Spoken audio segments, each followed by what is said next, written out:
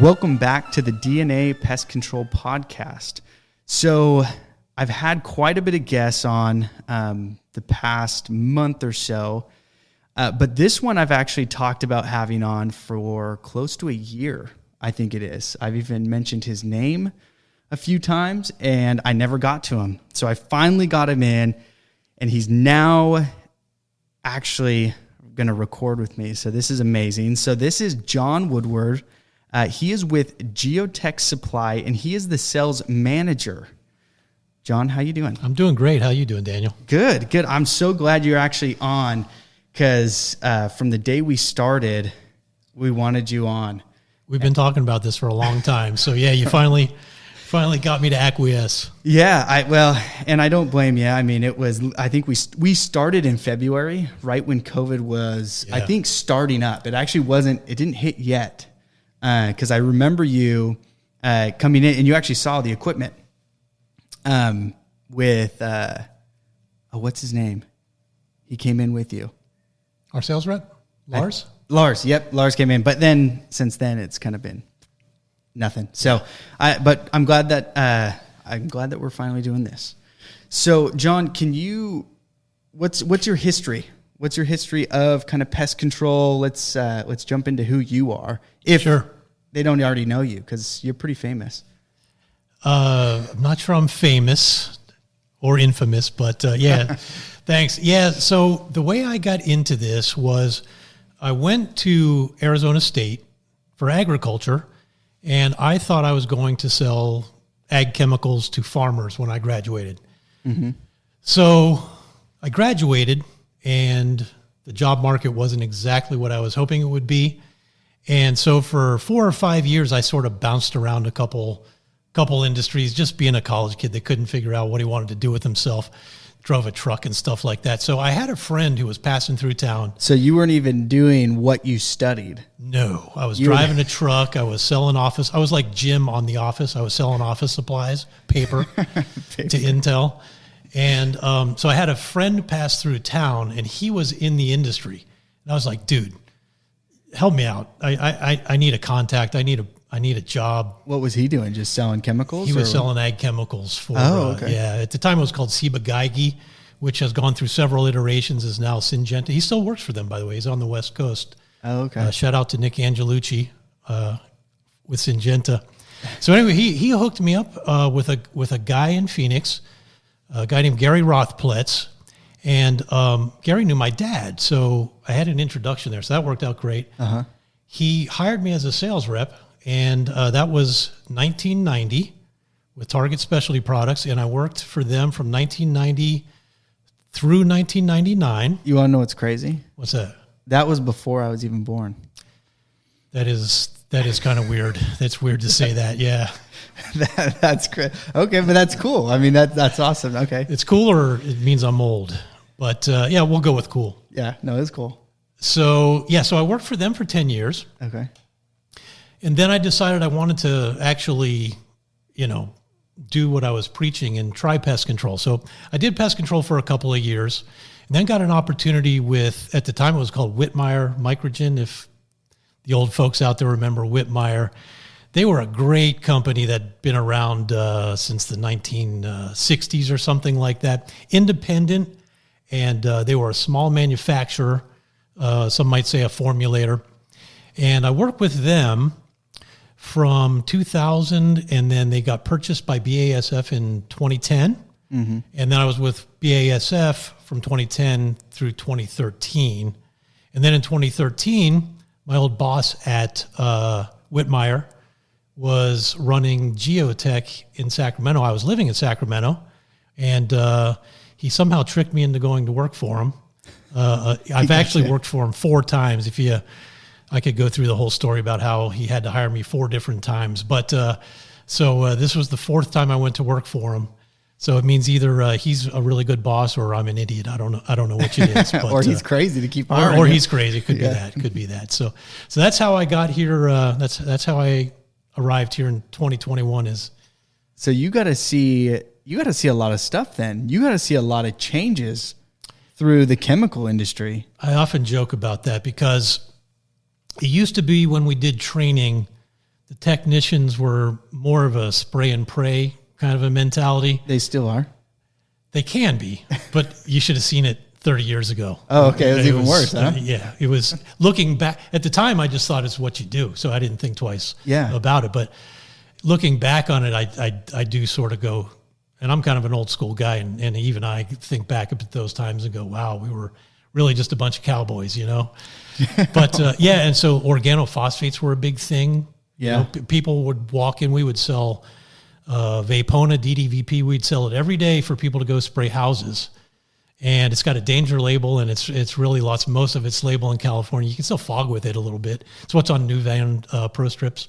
Okay. But, we would never think about spraying a house with that these days. So that's one of the main things is the type of chemistries we had access to. The other thing was the technicians, when you did a training, they were mostly like, yeah, let's get this safety crap out of the way so I can hit my route. And to an extent, technicians are still like that a little bit, but the difference is now they like actually listen, and they're like trying to figure out what these materials are and what the health aspects of them are. And they'll ask you questions about the health aspects of the material. And 30 years ago, nobody worried about that stuff. It was just like, nah, this is the good stuff here, and kill. And the other thing is if you sprayed a house and the customer came home and didn't smell it, the pest control operator would get a phone call to do a respray because he didn't think the technician sprayed anything or didn't spray anything good. And now in this day and age, as you know, if they come home and they smell something, they're probably going to the emergency room and sending you the bill. So the customer has changed significantly along with the technician. Man, that's so crazy to even, some of the products that you got to see. But so were you mostly selling products in California, or has it been always different states? At that time, I was in Phoenix. Okay. So I was just Arizona. Okay. It's a little bit different market because it's very termite focused, subterranean termite focused. And the pre-treat industry there was huge. So Arizona probably used more termiticides than all of California. Oh, just really? Because of the intensity of the termites in the work there. Oh, so it's really bad with termites in Arizona. It's the termites there. It's the desert subterranean termite, and it's very active. So it was not uncommon. Also, keep in mind, this was with pyrethroids and organophosphates as the only materials, which they're with the innovations that have come out with Termidor and Premise and Dominion and some of these other product stars. Those products work way better. So it was not uncommon to have a guy do an application on Friday, and by Monday morning, termites were back in the area where he just treated. And wow. It was crazy. It was crazy. So even with the chemicals, which I know we're bouncing around, but even with the chemicals, so chemicals today are way better than what they were. Way better. Oh. Even I came in just as they started, just after they had banned chlordane. So I never saw the chlordane days. And of course, everybody romanticized about chlordane and how good it was. And as far as activity on termites, it was way better than the pyrethroids in the organ. And all those guys are probably dead now? So, I don't know about that. But I can tell you that the fipronil and the imidacloprid and the neonics and the new products that we have, they work so much better. They're not nearly as persistent in the environment, and they don't have nearly the health implications that the older materials had. So from an efficacy, from every standpoint, efficacy included, the materials we have today are far superior to what there were in the 80s and then certainly in the 90s. Yeah, well, I think I'm glad you said that, because I think that's a huge misconception in the industry.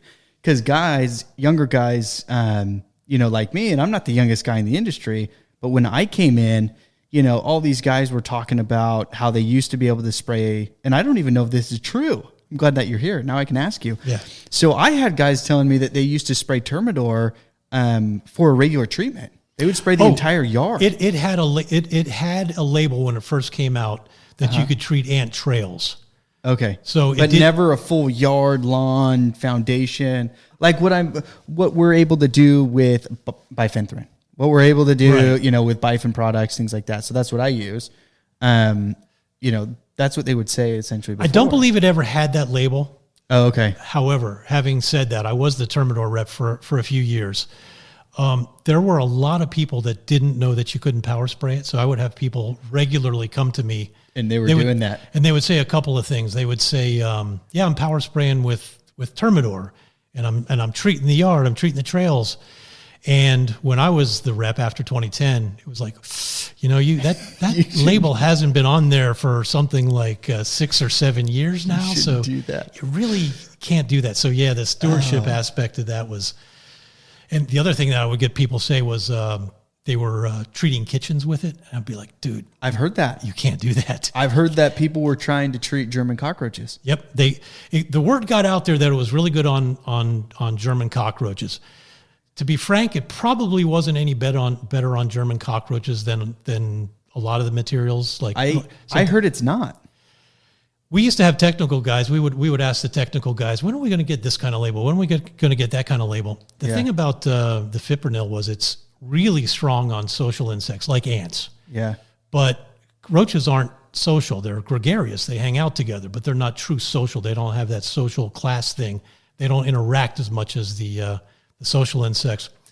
So it wasn't necessarily as good on those kinds of insects as everybody wanted to think they were. So yeah, we constantly had to fight that battle of misperceptions of what they could do with the fipronil molecule. Oh, well, yeah, and I've heard a lot. So I know a few of those guys that if they actually did what they say they were doing, they were spraying full yards with it. Yeah. Which makes sense why now there's so many restrictions. It didn't help. We have arrived to a point today. It certainly didn't help us prevent the type of labeling that we have today. No, but you can't really. I mean, that's the hard thing is you still can't even control what techs are doing out in the field. Which I wish you would have smarter technicians out there, but you can't prevent that. Yeah. So sorry we went off on a tangent. That's okay. So we'll move to the next thing. So now. Fast forward a couple years, in 2013, because you were with BASF, your old boss convinced you, hey, come work for me at Geotech. He tricked you into getting, jumping on with Geotech Supply. So where did Geotech Supply come from? What happened there? Who created it, or, where was it from the beginning, and how did they get to where they are today? So Geotech Supply started off as an equipment supplier strictly for Clark Pest Control. Uh-huh. So all they did was basically supply equipment to Clark Pest, B&Gs, subslab injectors, gloves, respirators, that kind of stuff. Yeah. Then they took on non-registered materials, like Essentria, those kinds of products. They started doing that in the mid-2000s, I think it was. They started with the equipment in the mid-90s. The non-registered materials came on in the early to mid-2000s. Which I'm assuming you have to have a license for? Or did they just bring that stuff on because you didn't need a license and it was just easy? I believe you still need a pesticide dealer's. I actually don't know the answer to that. You probably need a pesticide dealer's license to sell, which I'm sure they got. But I think they just didn't want all of the they had relationships with distributors and manufacturers, and I think they were just kind of staying out of the muck. Yeah. So then, for whatever reason, they brought on my boss, Steve Rassiopi, and his charge was to bring on chemicals and make Geotech a full-line distributor. Yeah. So he started that in 2012. 2013, because I had always been a distributor or a manufacturer rep, I was the kind of guy it sort of made sense for him to bring on. And so I was the first sales rep in the area. And we started with almost zero customers. People thought I was crazy going there. I probably was crazy going for leaving BASF to do this venture. But we just took a leap of faith, and we've been really successful, thankfully, and it's been a really fun, rewarding ride. Yeah, no, that's awesome. So everyone who's listening, because I know some who have their own businesses, I know some who work, very closely to owners of businesses. I talk a lot, and I talked about it on one episode about where to find information in the pest control industry. Geotech, your supplier, is one. So if you're not using a supplier, you're going online, you're buying products, or wherever you're buying your products, I don't even know. I mean, I'm sure some places in some states, probably stores can carry some of this stuff. But Geotech has been a huge help in at least me when I first took over the business. And John, you were actually there. I don't know if you remember, I brought you back to the little storage container. When you were over at the other location. Yeah, no, in the back. I remember, yeah. And I essentially showed him this full storage, area. And I said, okay, what products do I need to eliminate? What products do I need to keep? And to this day, I still remember one thing. You looked at our Termidor and we had like 30 gallons of this stuff. And you're like, you don't do termites, do you?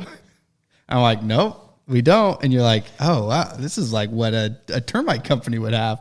And I still remember that, and I laugh at that because I knew the guy who ordered up just gallons and gallons of this stuff. Probably buying on their biannual sale. Yep. Oh yeah, a ton. And so, and I want to let the listeners know that if you don't have, a supplier, go find a supplier, because you've done a huge help to me with the information that you've given me over the years. Which brings me to the next point, which I don't think a lot of people know, is what's the difference between a distributor, so Geotech Supply, compared to a manufacturer? Yeah, that's a good question. And on the face of it, it would seem pretty obvious, but it is amazing how many people we talk to, and they know they're talking to a rep because they see manufacturer reps and they see distributor reps, but they're busy worrying about killing bugs and taking care of customers and paying bills and stuff like that. And they don't really take the time to dissect who it is they're talking to. They just know they're talking to a rep. Yeah. And so I'll oftentimes have people ask me, I'll tell them I'm a distributor and they'll go, okay, great. So if I need your product, who do I call? I'm like, well, you call me. We have all the products and you can call me. Yeah. So manufacturers, obviously, they make the products, and they're really good at making big, complicated products, putting big containers on trucks and sending the truck away. What distributors do is they take these big containers, the pallets, and they break them down into quarts and pints and gallons and make it accessible for end users into quantities that an end user can deal with. Yeah. And so that our main function is to break big packages into small packages and then get them to the end user through delivery or whatever means necessary. Yeah. And another thing, because we were talking about it a little bit before, about the difference between a distributor and a manufacturer, is you are kind of because I know you were a technical manager, or that's what the name was for it, at GM at one point, but you are that now for, per se, me. Yeah. For the smaller companies, large companies will oftentimes hire a technical director. Yeah. They have that luxury. A company like yours, a small business, even some of the larger, you can get to be a pretty good sized company and still not be able to afford a technical director. Yeah. So we oftentimes fill that role of what product do you think I should be using? I have this problem here.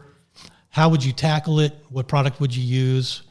What's this bug? Have you ever seen one of these before? We get a lot of insect ID questions. We get that a lot because there's a lot of confusing things out there that can, if you make a wrong decision on what the bug is, all of your treatments could be for naught.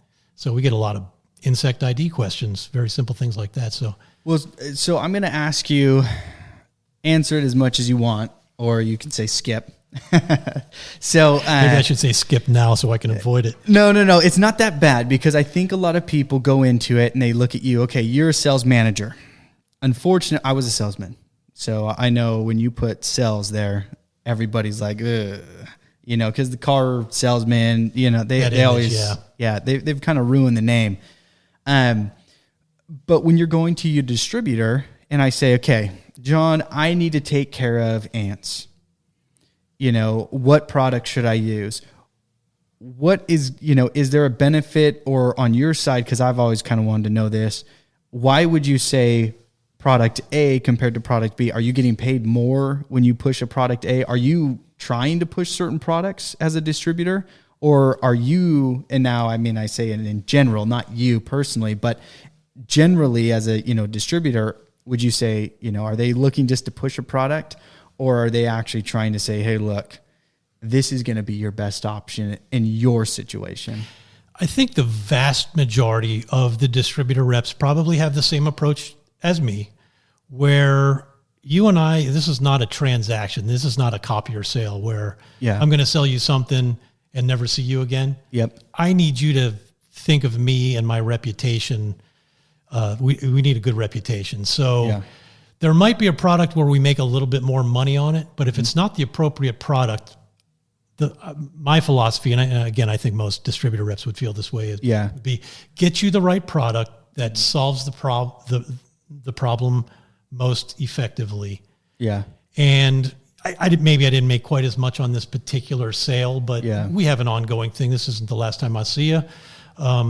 So you can't look at it as a transaction. It's a relationship. So by and large, it's let's make sure they have the appropriate product. Now, there are situations where two products might be equally appropriate. And then the decision tree is sort of like, okay, this company has a really good manufacturer rep. Mm-hmm. So if Daniel runs into a problem using it and we need some technical assistance, company A has a great manufacturer rep in the field that'll come look at it. And they also have a great technical team that we can get on the phone and we'll answer it, versus product B and manufacturer B that they got a rep that lives in Texas and comes out once a year, and their technical team is not that strong. If there's a problem, we're going to be kind of on our own. And even that's a little bit scary for us, because then you're looking at us as, and we have nowhere to go. We have no resources we can draw upon either. So we're kind of walking a high wire if we default to one of those kinds of manufacturers. So. Okay. So, and that's cool, because now that you're breaking it down that way, it makes me understand a little bit better. Because when I go to houses and I have people ask me, a year contract, I don't want to sign that. I don't want to be stuck with you guys, and they're always saying, oh, you may be just spraying water. Well, at the end of the day, you're just going to call me back up and you're going to be pissed off. Right. So, and that works, I guess, in the distributor situation is same basic thing. Yeah. It makes no sense you could make more money if you sprayed nothing for a little while. Yeah. But then ultimately you're screwed. You're going to have unhappy customers. Yeah. So that makes sense then, dealing directly with a distributor, you do get that is, hey, I'm here to help you. Yes, I may make more money, but if I make you mad, I'm not going to make more money in the long run. Exactly. I'm going to make a quick buck now, but nothing later. Exactly. Okay. Exactly. Well, that's cool. Okay. So that's a huge help. So now and what Geotech has done for me, and I want to say not even Geotech, really John, but Geotech pays your bills. So, thankfully. Yeah, thankfully. Well, hey, I pay them, so they better be paying. It all works. It's a great circle, yeah. But what he's done for me is exactly that. So when we say like technical director, and when you do say that, will you kind of answer what that would mean to a small company? Because some guys may hear that and say, what is that? Yeah. I know a technician, I know an owner, I know office staff. What's a technical director, and what would that even mean to me? Why do I need that? Yeah, the technical directors at a large company, they generally set the protocols. They generally determine the products to use. Mm-hmm.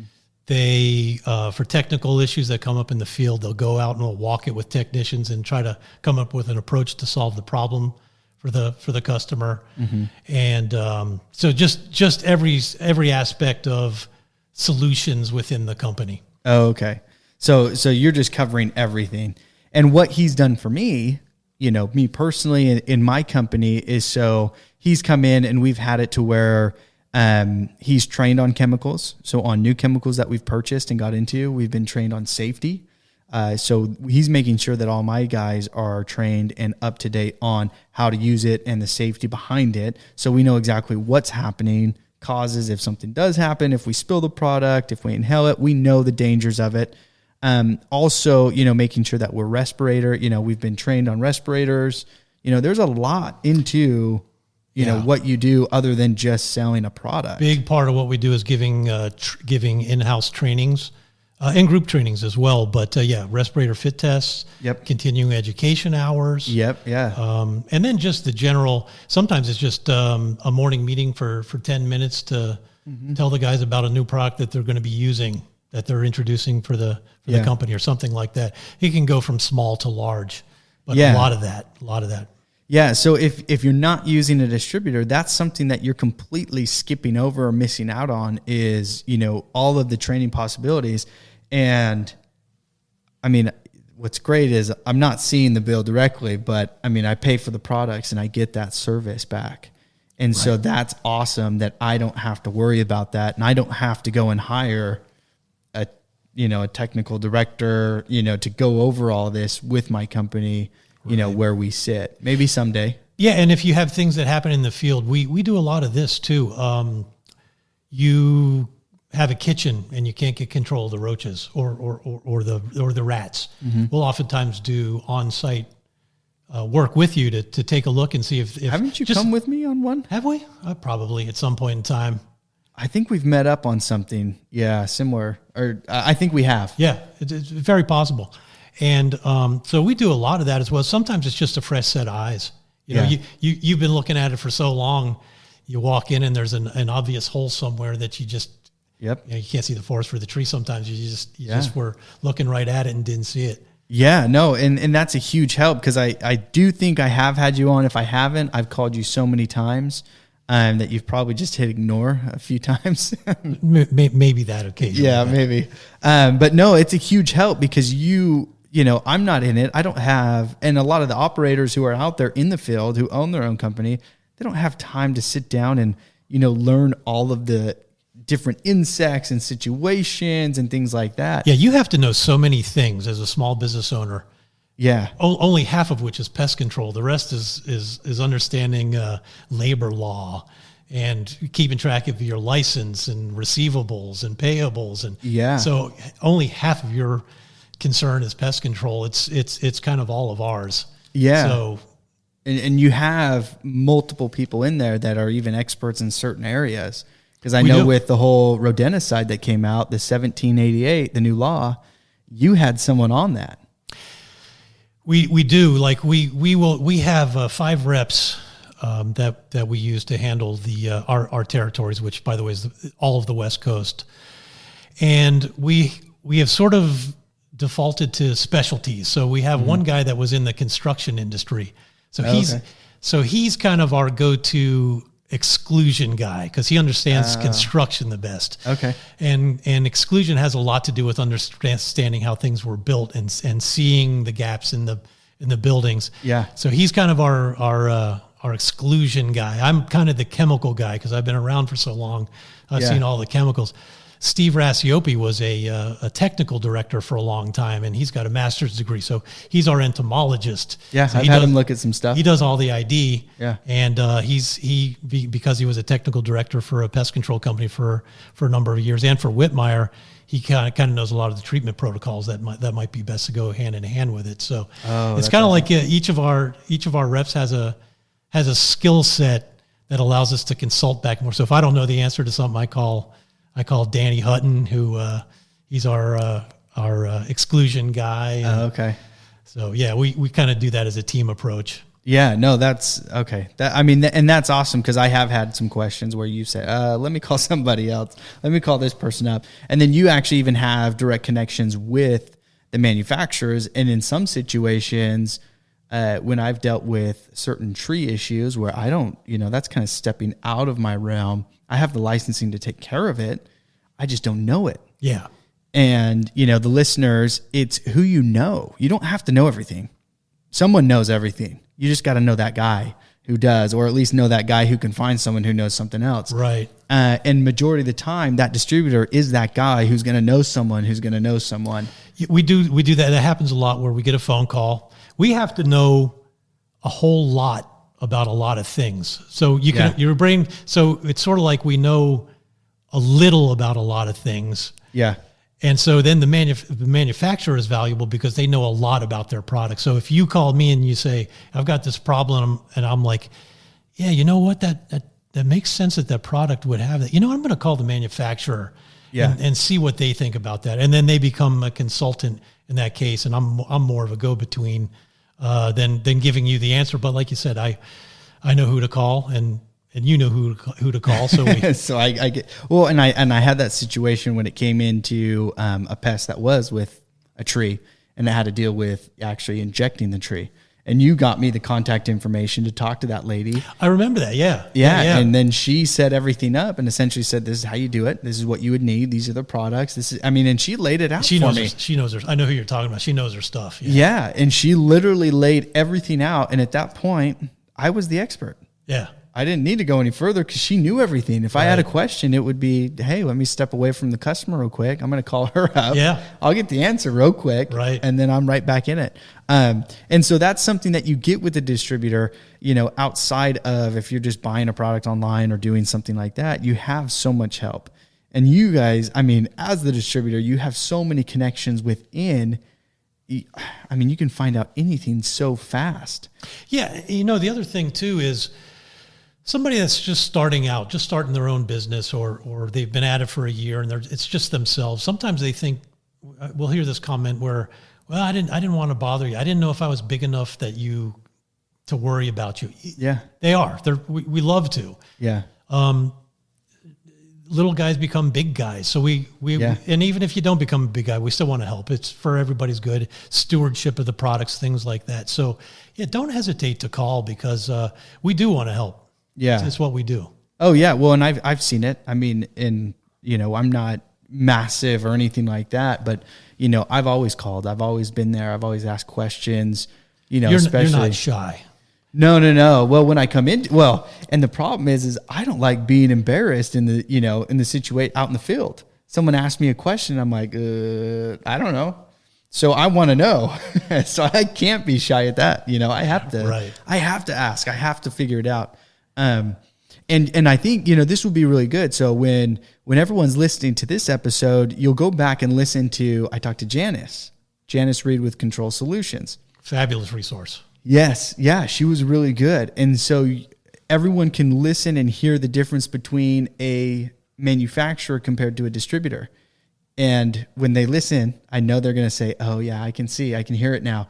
Because you dumb it down for me to where I know this is what the product's for. This is how it's going to kill them. This is what it's going to do. Janice, I actually had to stop her and I was like, hey, you got to for the dumb guy in the room, you got to tell me what this is for and how this works. Cause she's throwing off all these names. I didn't even understand what she was saying. Yeah. I'm like, I don't deal with I deal with chemicals. I don't deal with the actual. You say I have to dumb it down. I think I just start off kind of half dumb, and then therefore I'm just sort of starting there. She is somebody who would have to dumb it down because she's. Oh yeah, she's way smarter than me. Yeah. Oh no, she's a genius and she does everything over there. It's awesome. But that's what I love about you know, kind of having you in my back pocket is I can call you. I can have that resource. And so anybody who doesn't have that resource, I'm telling you, and I'm going to keep drilling it into your guys' head, that you need to have it. And I know a couple people out there. I've had one on the show, Lady Exterminator, Melissa. She's going to listen, and I'm going to call her out because she needs to, you know, if she doesn't have a distributor, she needs to find one because that's such a huge help for a small business. You know, she's a one lady show. She's running it. She needs someone there. Yeah. She needs that help. She needs that person behind her. So John, how can we get a hold of you if we need to? Yeah. My email is jwoodward, so JWOODWARD @geotechsupply.com. Okay. So Geotech is GEOTECH supply.com. Yeah. Feel free to email me anytime. And our website's geotechsupply.com. So you can get us through that way as well. Okay. Yeah. And guys, definitely go on. You can go onto the website. You can check out their different sections. They have, you know, the website broken down to where you can kind of go into flight control, you know, and you have everything on there. So you can go on there, or you can even call them directly. You can ask them questions. You can order up products, and you guys will ship nationally, right? The beauty of the internet and UPS is we can do business anywhere. Yeah, that's the great thing about it all. And we are physically present on the West Coast, but we can ship anywhere. Speaking of which, the internet, I wanted to make one more point about one of those hidden things that distributors do that you may not get from an online provider is we verify that the product is registered in state. And so if you were to buy a product on eBay, that's available in another state, or some other online provider that's not looking at that. They're just selling products online. Yeah. I think Amazon may have gotten into some trouble for doing for selling some materials that were unregistered into states. Oh, wow. But we verify that they're registered, because I have taken that phone call where it's, hey, I use this product in this situation, but it's not working real well. What should I do? It's like, well, first of all, that material's not registered here. So have you already turned in your ag reports, because you just wrote down that you used an unregistered product? I don't think they look that closely at them, so you probably wouldn't get caught. But it could be scary. I mean, if you've done a lot of applications of a product and they did catch up with you, you'd be shocked. Each one of those applications is a violation. So no, they pay attention. Yeah, I've had multiple times where they've reached out to us, and you would think that they're not looking at it. They look at those. Yeah. I don't know how often they do, or maybe some counties are better than others, but they look at that. Yeah, we should clarify. In California, there's a thing called the Ag Use Report. Yeah, ag, yep. Where you have to file the products and the amount that you used each month. Yeah. So not every state has that procedure, but every state does have state registration. So you're still at risk for buying unregistered materials. Getting into that. Yeah, that's... Yeah, so I mean, I'm going to end it here because we're going to do another episode, because I have so much to ask you. It's just going. So we probably could talk for another hour or so, but we'll stop it there. So once again, it's jwoodward@geotechsupply.com. That's his email. That's my email. Feel free to drop me an email. And then you can go on to the website at geotechsupply.com. Mm-hmm. Okay, awesome. So thanks everyone for listening to the DNA Pest Control Podcast. Remember, you can always reach out to me directly on Instagram at DNA Pest Podcast, or email at dnapestpodcast@gmail.com, or you can go to the Facebook group. We're on there as well, so you can go on there. That's going to be all the new episodes. I'm also going to put out John's information on the Facebook group, as well as in... underneath, if you're on a podcast, Spotify, whatever you're using, it will be there as well. So you can email them through there. So if you didn't write it down, you're driving, I understand. But then you can also go on to the website, and you can always ask me a question, or if you want to be a guest, that's at dnapestpodcast.com. Thanks for listening, guys.